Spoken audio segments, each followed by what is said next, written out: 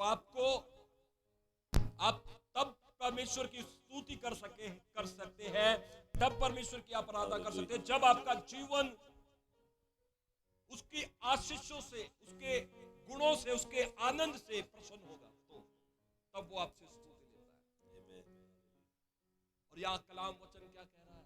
वचन कह रहा है वो सिय्योन के फाटकों के पास आपको बैठाएगा, तब आप उसके गुणों का वर्णन कर सकोगे और उसके आश्चर्य कर्मों को मगन।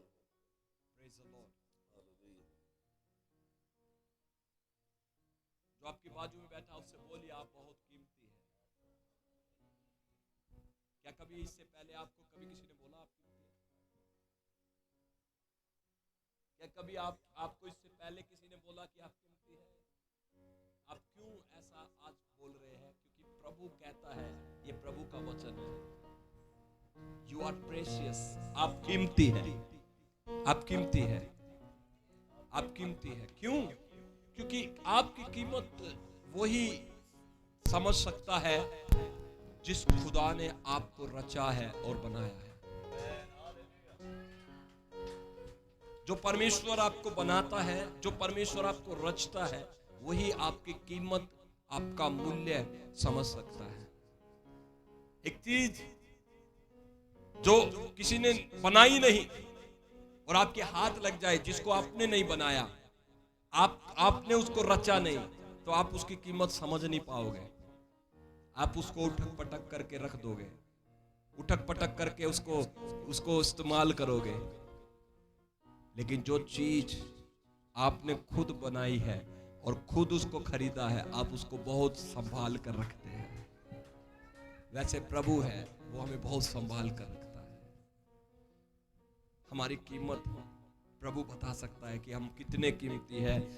जब हम गुनहगार थे, जब हम पाप में थे, तो मसीह यीशु ने ठीक समय पर आकर हमारे पाप और अपराधों के लिए अपनी जान सूली पर दे दी और हमें हर एक पाप से, हर एक श्राप से, हर एक अंधकार से, बंधनों से प्रभु ने हमें छुड़ाया और स्वतंत्र कर दिया। इसलिए आप कीमती है चर्च। आपको बताना चाहता हूं प्रभु के वचन से, मेरे साथ निकाले मत्ती रचित सुसमाचार और उसका 18 अध्याय। इस महीने में हम आखिरी सप्ताह में हैं। ये आखिरी रविवार है इस महीने का, और इस आखिरी रविवार में हम कुछ बातों पर मनन करेंगे।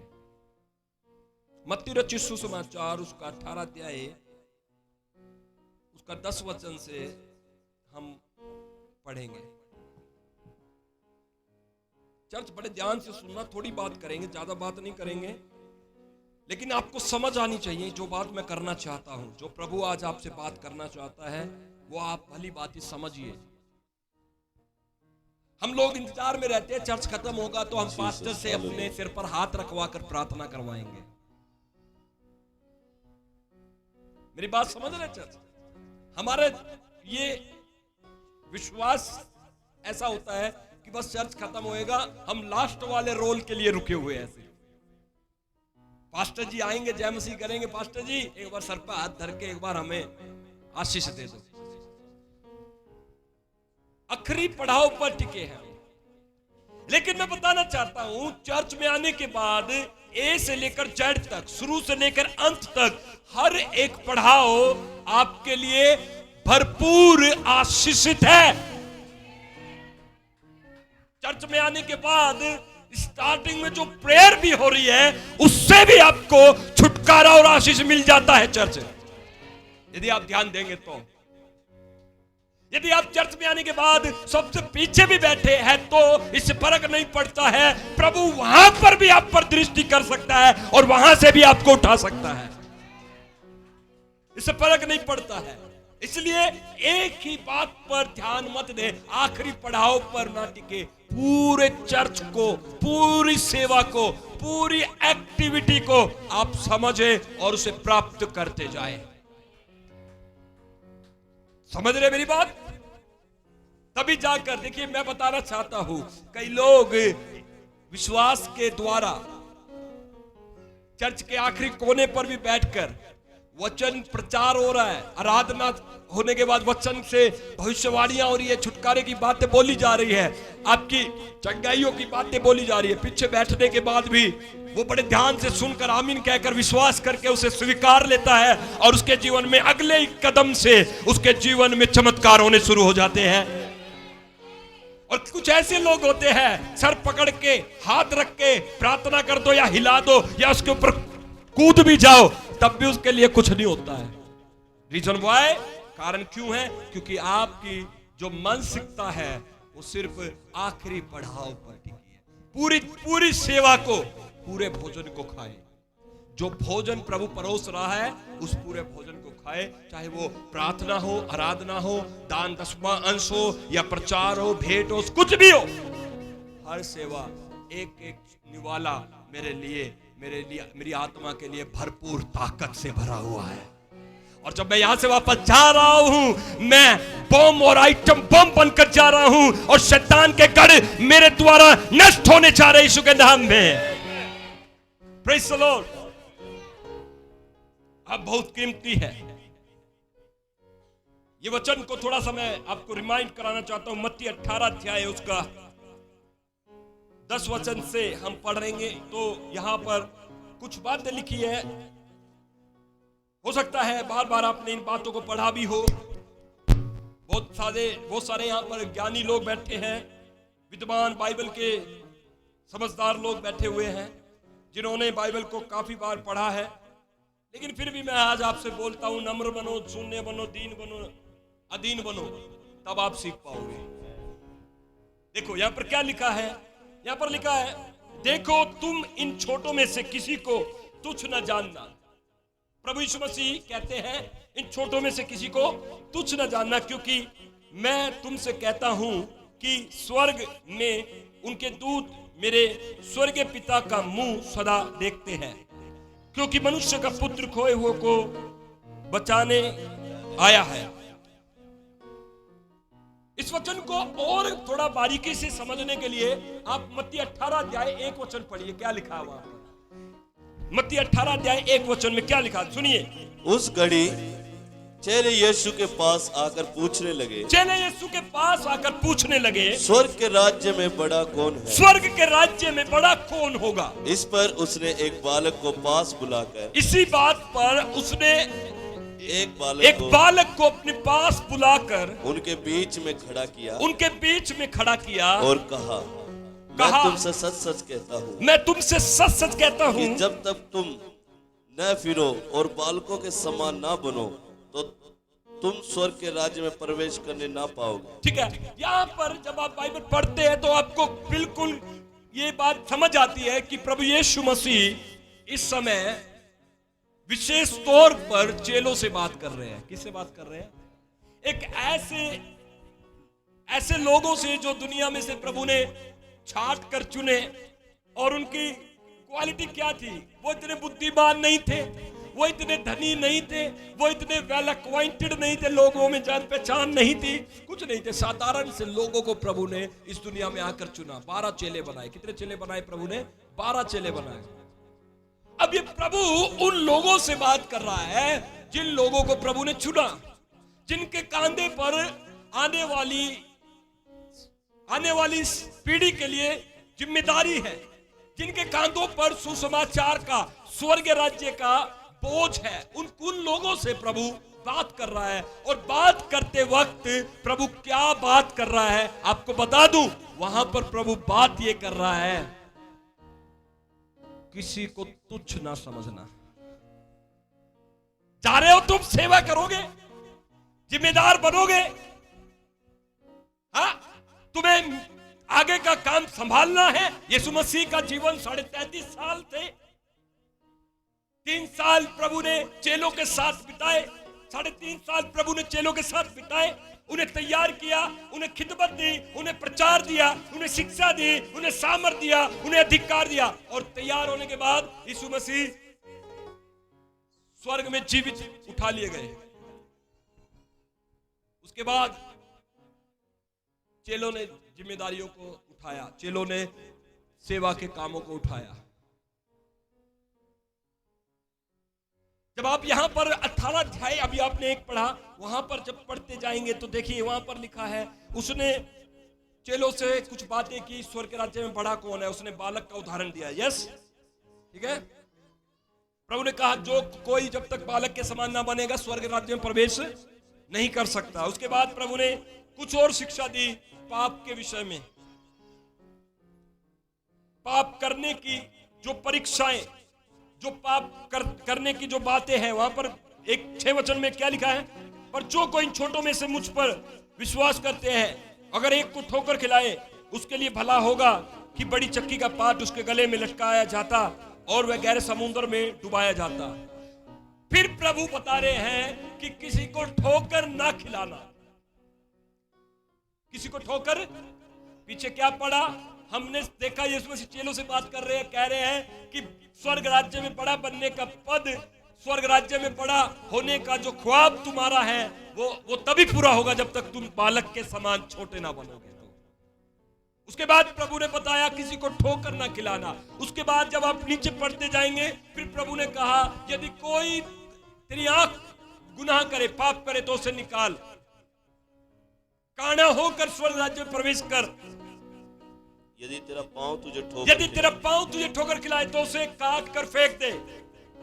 लंगड़ा होकर प्रभु के राज्य में प्रवेश कर, इससे भला हो कि 2 हाथ या 2 पांव रहते, 2 हाथ और 2 पांव होते हुए अनंत आग में डाला तू अनंत आग में ना जलाया जाए।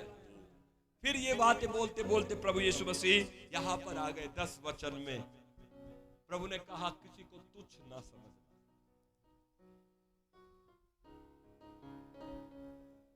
किसी को तुच्छ ना समझना। इसके बाद बाइबल बताती है 12 वचन पढ़ेंगे तो वहां पर लिखा है तुम क्या सोचते हो, यदि किसी मनुष्य की 100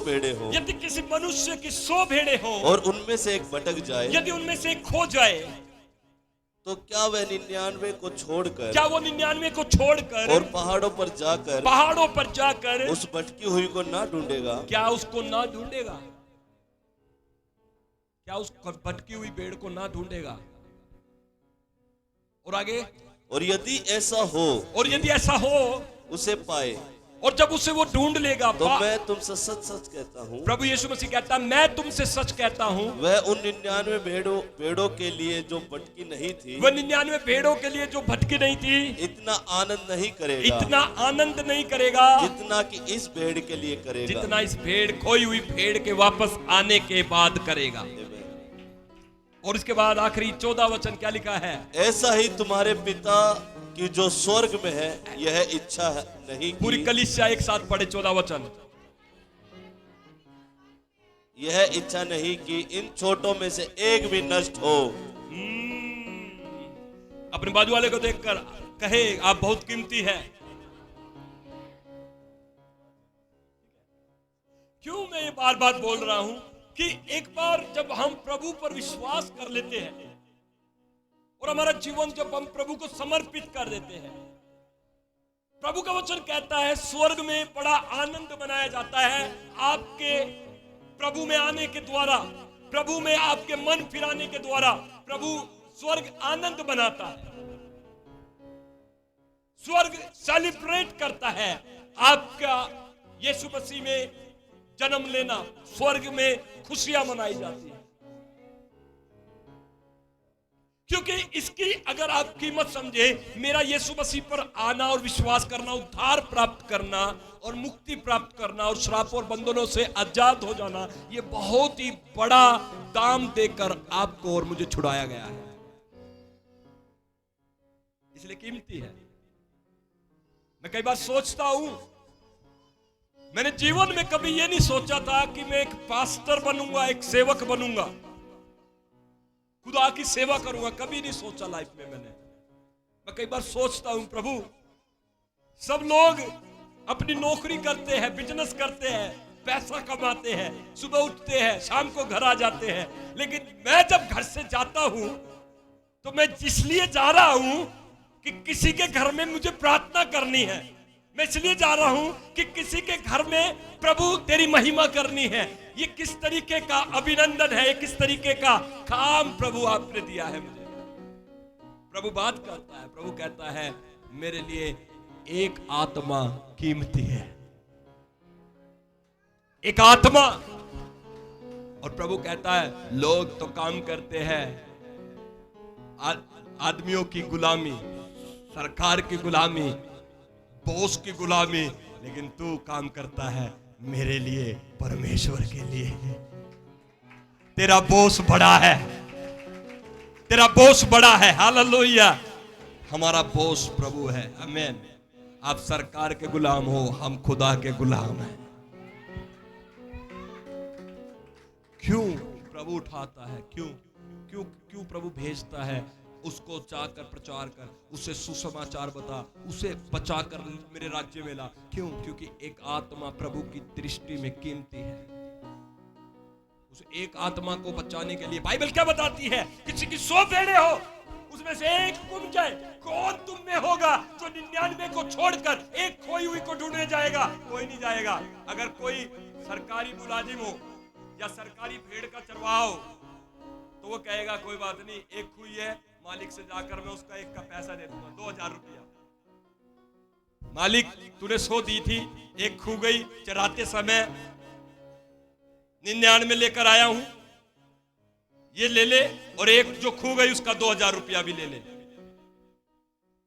ऐसा लोग सोचेंगे। कोई जोखिम नहीं उठाता, कोई चिंता नहीं करता, सब आराम से शांति के जीवन को चाहते हैं।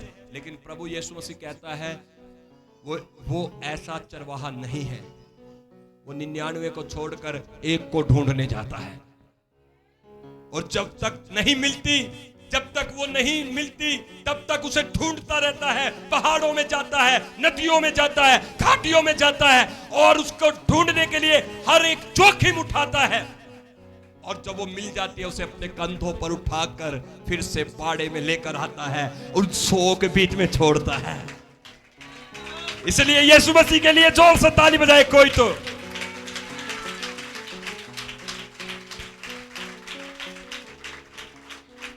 बहुत कीमती है आप, बहुत कीमती है। इसलिए मैं आपको आज बोलना चाहता हूं, इस दुनिया में एक चीज सबसे सस्ती है, सबसे सस्ती चीज है। कोई बता सकता है क्या है सबसे सस्ता चीज दुनिया की? सबसे सस्ती चीज दुनिया की क्या है, बता सकते हो आप?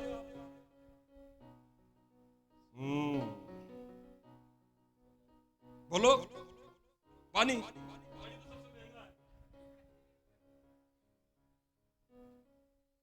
सबसे सस्ती चीज क्या है इस दुनिया में? पढ़े लिखे हो, हिंदी भाषा समझ आती है? कितने लोग तमिल से आए हैं? अच्छा, हाथ उठाया था अन्ना। ओके, सबसे सस्ती चीज क्या है? ज्यादा टाइम वेस्ट नहीं करेंगे, है ना? आप सब बहुत ज्ञानी लोग हो। इसके 2 मतलब होते हैं, या तो हमें सब पता या हमें कुछ नहीं पता। तो मैं समझ लेता हूँ आपको सब पता, आप गुरु हो, ठीक है, कोई बात नहीं, मैं बताता हूँ। इस दुनिया में सबसे सस्ती चीज है एडवाइस, सलाह। सलाह, सलाह, सलाह फ्री है ना? सलाह।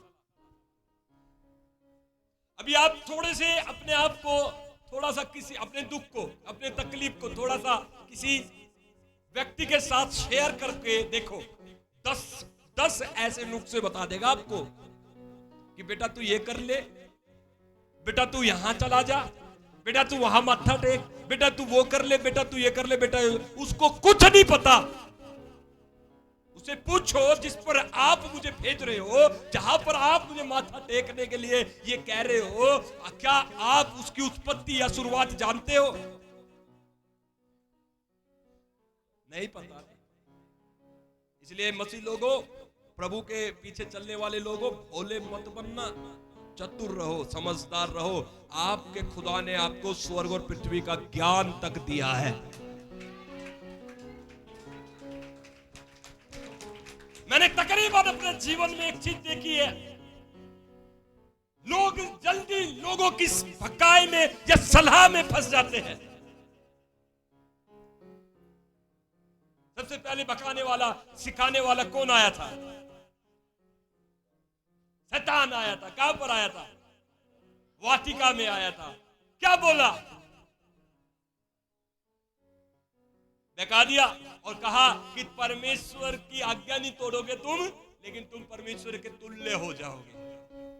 तुम परमेश्वर के तुल्य हो जाओगे। खा लो, खाओ, खाओ। और हव्वा ने भी खाया, आदम ने भी खाया, और तुरंत परमेश्वर की छाई हुई महिमा उनसे दूर हो गई। एक एडवाइस,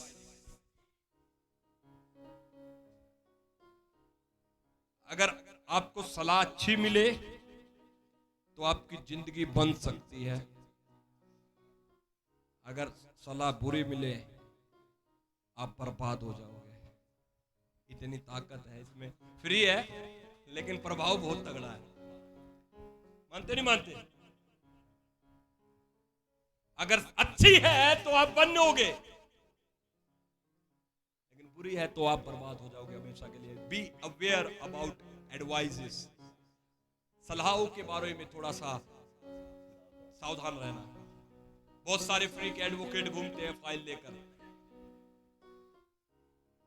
आज मैंने तकरीबन देखा, लोग जब किसी से किसी विषय में, दुख के बारे में, तकलीफ के बारे में, या अपने जीवन के कुछ समस्या किसी के साथ शेयर कर देते हैं, तो लोग उनको फिर से फंसाना शुरू कर देते हैं। भैया ऐसा नहीं, आपको सच्चे प्रभु को जानना है। आपको सच्चाई के पास आना पड़ेगा। चर्च किसी की सलाह से आप अपने जीवन को खराब नहीं करें, बर्बाद मत करें। जिस रास्ते पर आप चल रहे हैं, मैं प्रभु का दास होकर बोल रहा हूं, वो रास्ता ही आपके लिए सही है और सुरक्षित है। चर्च वही रास्ता चुना जो प्रभु ने आपको दिया है, जो प्रभु ने आपको अपने अपने राज्य में शामिल किया बड़ी कृपा से, दृष्टि से। सोचकर देखिए, मेरे क्षेत्र में, मेरे गली में, मेरे मोहल्ले में कितने लोग हैं जो लोग प्रभु को नहीं जानते, लेकिन प्रभु ने मेरे घर पर दृष्टि की। कितनी खुशी की बात है। और मुझे अपने राज्य में अपनी करुणा से, अपनी दया से बुला लिया। मैं प्रभु के पास नहीं आया, प्रभु ने मुझे चुना है, मैं उसके पास गया हूं। भ्रम मत रहना कि मैं किसी की वजह से प्रभु के पास आया हूं। आप किसी की वजह से प्रभु के पास नहीं आए, आपको स्वयं प्रभु ने दृष्टि की है और देखकर मृत्यु के फाटक से उठाकर सियोन के फाटक के पास बैठाया है।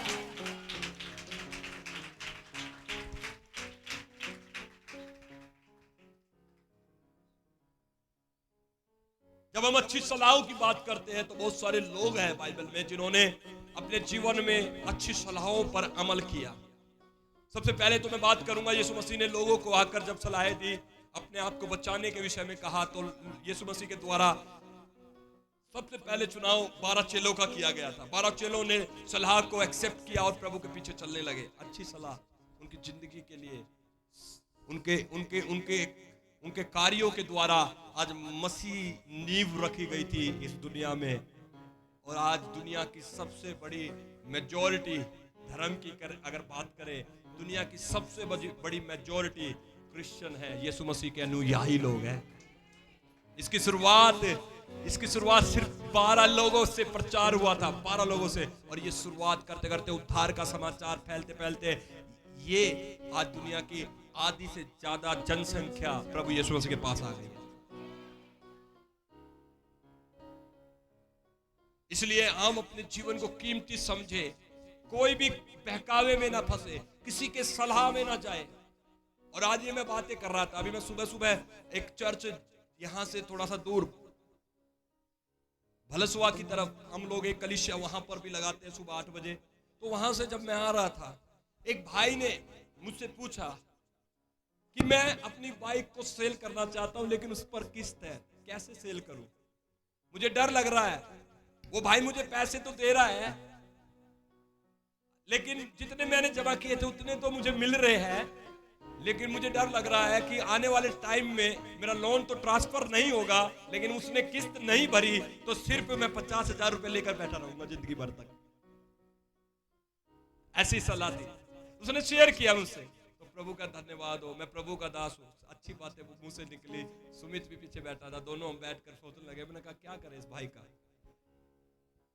तो पीछे से सुमित बोलता है, पास्टर जी ये दे तो सकता है बाइक, एक काम करो, एक ब्लैंक चेक ले लो और उसको दे दो। देखिए कई बार हम लोग अज्ञानता की वजह से बहुत सारे गड़बड़ियां कर जाते हैं जिसमें हम भुगतान करते हैं। यहां पर बहुत सारे ऐसे लोग बैठे होंगे जिन्होंने किसी की बात मानकर काम कर दिया और उसने सिर्फ नुकसान को उठाया और कुछ नहीं उठाया। बहुत सारे लोगों के जीवन में ऐसी बातें होगी। और अब तो ये बात सिर्फ दुनियावी खाने पैसे और रोटी तक सीमित नहीं रही, लेकिन अब शैतान बहकाने की कोशिश करता है आपके विश्वास के क्षेत्र में। वो आपके विश्वास पर अटैक करता है चर्च। और लोग विश्वास के क्षेत्र में भी, दुख की बात है कि वो प्रभु की बातों से ज्यादा उस शैतान की बातों पर भरोसा कर लेते हैं। तो ऐसा कभी नहीं करे चर्च। एक स्त्री थी जिसको 12 साल से एक बहुत ही गंभीर बीमारी लगी हुई थी। बहुत सारे वैद्यों के पास गई, बहुत सारा पैसा खर्चा किया, लेकिन ठीक नहीं हुई। ऐसा ही बाइबल कहती है, या सुनो, ठीक नहीं हुई।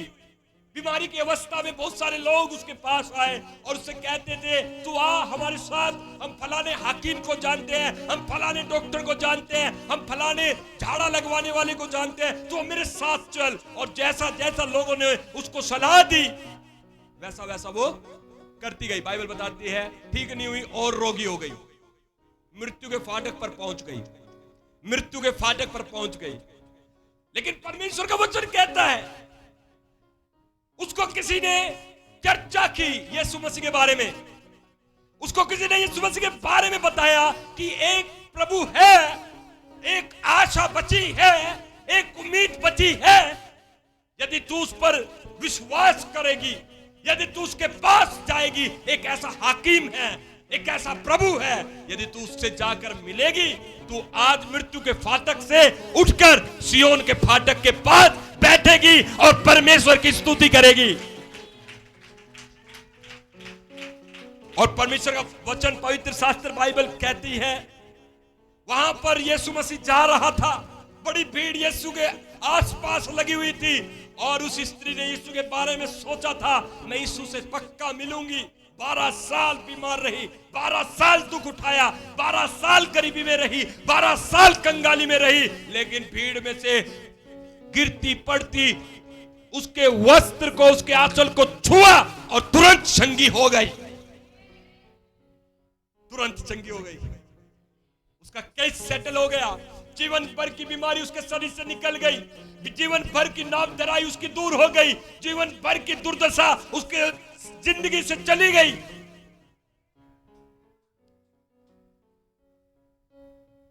मेरी बात सुन रहे हैं?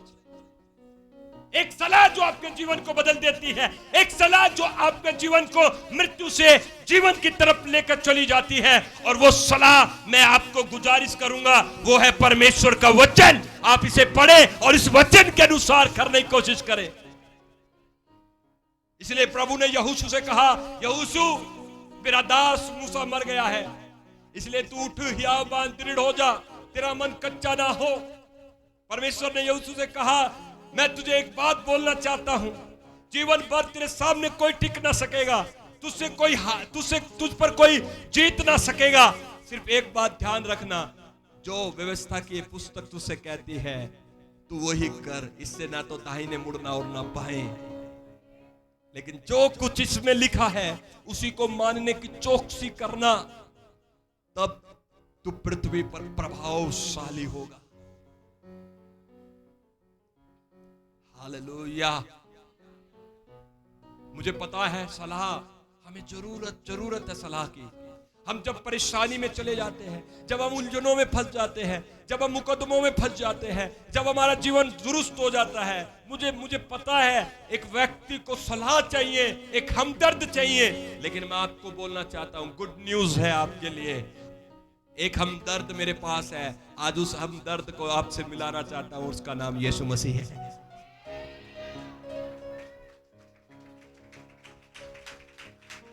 जो बातें करनी है प्रभु से करे, जो प्रभु कहना प्रभु से कहे। वो ऐसा हमदर्द है जिसके बाद आप उससे बात करने के बाद आप कभी निराश नहीं हो सकते, आप कभी हताश नहीं हो सकते, आपका जीवन कभी भी दुर्दशा में नहीं रह सकता।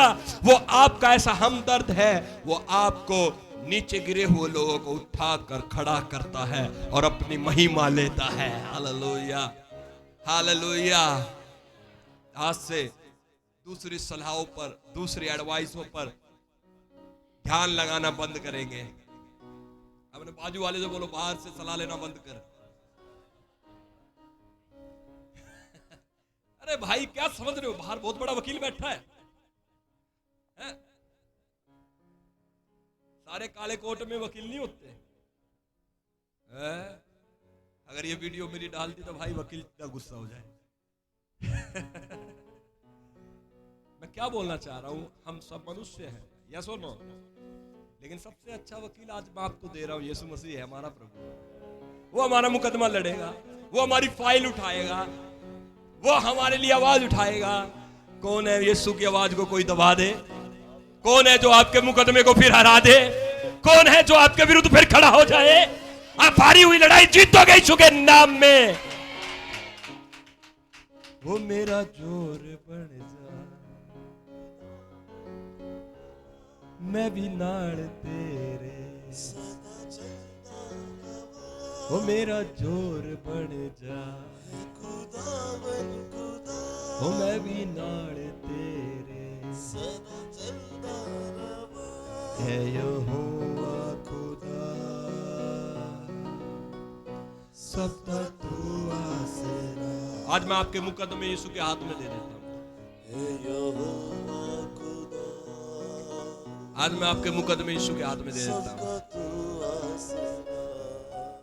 सामो सवेरे ते तो रब्बा मंगदा बस ये दुआ।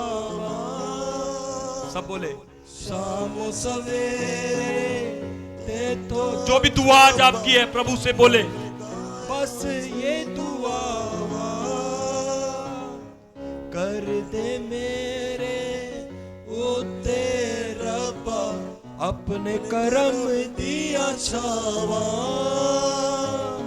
कर दे मेरे। सबके मुकदमे आज प्रभु सोल्व कर रहा है, सबके मुकदमे आज प्रभु सोल्व कर रहा है।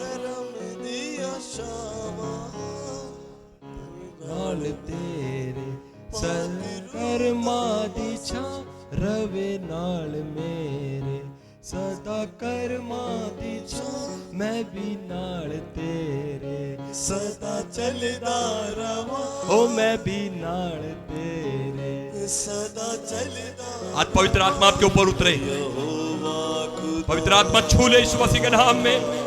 टच कर, टच कर, टच टच सकता रबा बाबा बाबा रिखे दे बोरी बाबा बाबा मामा ला खाता ला बोर बाबा बाबा रबा बाबा। मेरा जोर बन जा, मेरा जोर बन जा। कितने लोग कहते हैं मेरा जोर बन जा, मैं भी नाल तेरे, सदा चलदा रवा ए यहोवा खुदा सबका तू आसरा। बोले ए यहोवा खुदा सबका तू आसरा। गलीशा मेरी बात सुनिए। एक राजा था जिसका नाम था दाऊद। क्या नाम था? दाऊद एक शक्तिशाली राजा के रूप में देखा गया। शक्तिशाली राजा भी, शक्तिशाली पिता भी, उसके जीवन में सब कुछ अच्छा था। देखिए, यदि एक व्यक्ति, यदि एक अच्छा प्रभु भक्त है तो वह अच्छा पति भी होगा, अच्छा बेटा भी होगा, अच्छा विश्वासी भी होगा। यह सुन लो, एक व्यक्ति यदि प्रभु भक्त है, दाऊद एक ऐसा व्यक्ति था, वो प्रभु भक्त था, अच्छा राजा हुआ, अच्छा पिता हुआ, अच्छा उसने अपनी प्रजा को संभाला। बाइबल क्या बताती है? इजराइल का राजा बनने के बाद उसको 66 लड़ाई लड़नी पड़ी। कितनी? 66 लड़ाई लड़ी, सारी जीता। सारी जीता। कारण क्या था? उसके पास कुछ ऐसे लोग थे इस्राएल के बड़े पुरनीय बूढ़े लोग जो दुआ करते थे। क्या करते थे? प्रार्थना करते थे। क्या करते थे? हाँ, जब भी कभी दाऊद के ऊपर कोई समस्या होती थी या कुछ ऐसा चुनौती होती थी जो दाऊद अपने आप से निर्णय लेने में असमर्थ है, तो वो उन बूढ़ों के पास जाता था, इस्राएल के पुरनीय लोगों के पास, और जाकर उनसे सलाह लेता था। और जैसा वो सलाह देते थे वैसा वो करता था। वो सम्मति मान कर चलता था,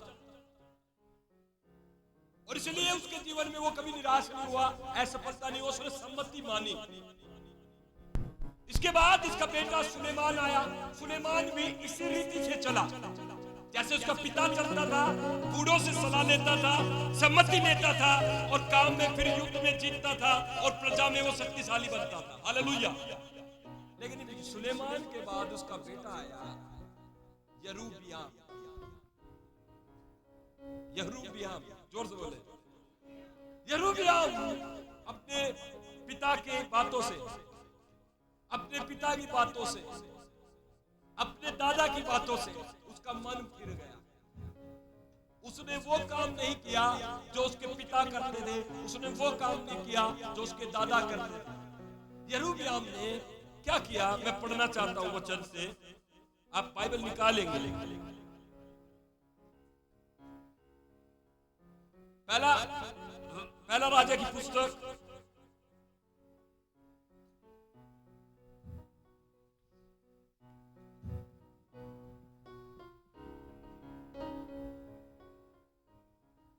12 अध्याय उसका 8 वचन।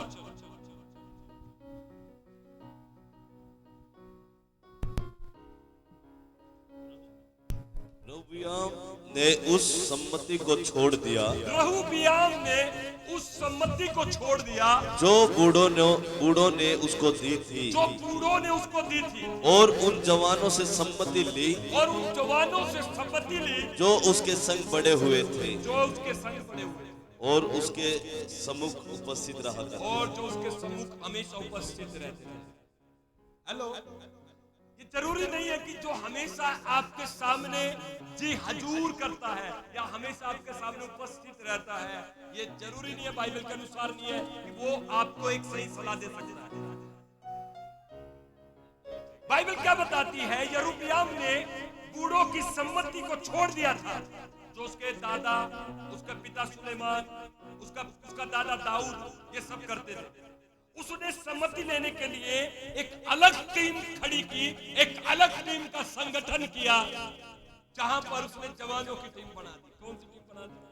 और जवान ऐसे जो प्रभु से कोई बात नहीं करते थे, जो प्रभु से बात नहीं करते थे, जिनको प्रभु का कोई वचन, कोई ज्ञान उनके अंदर, आत्मा उनके अंदर काम नहीं करता था।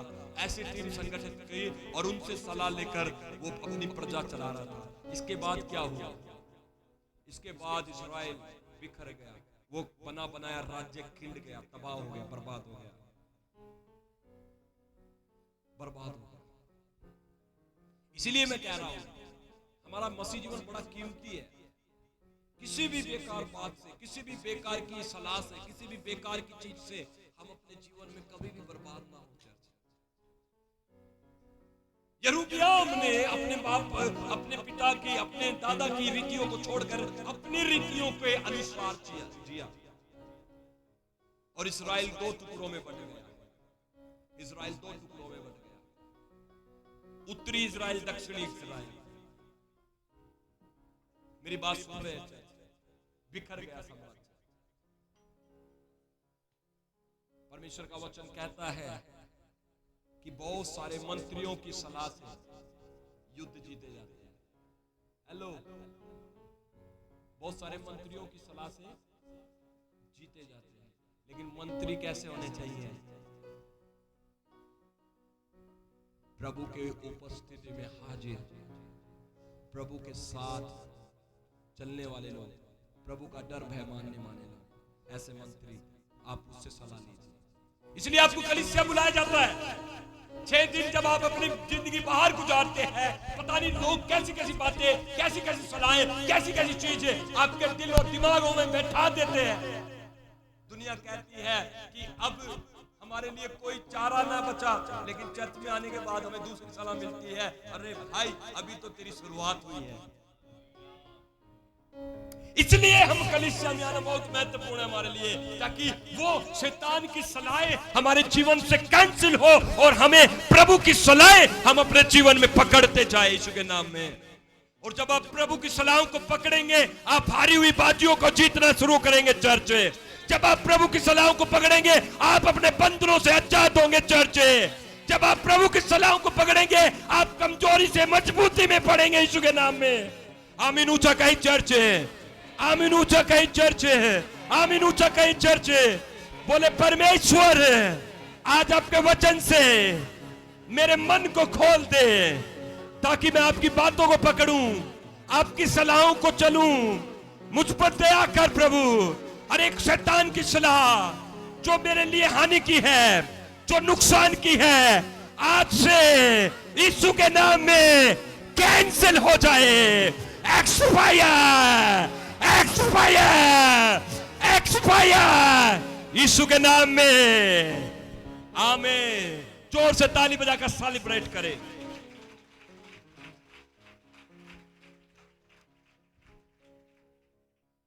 Praise the Lord.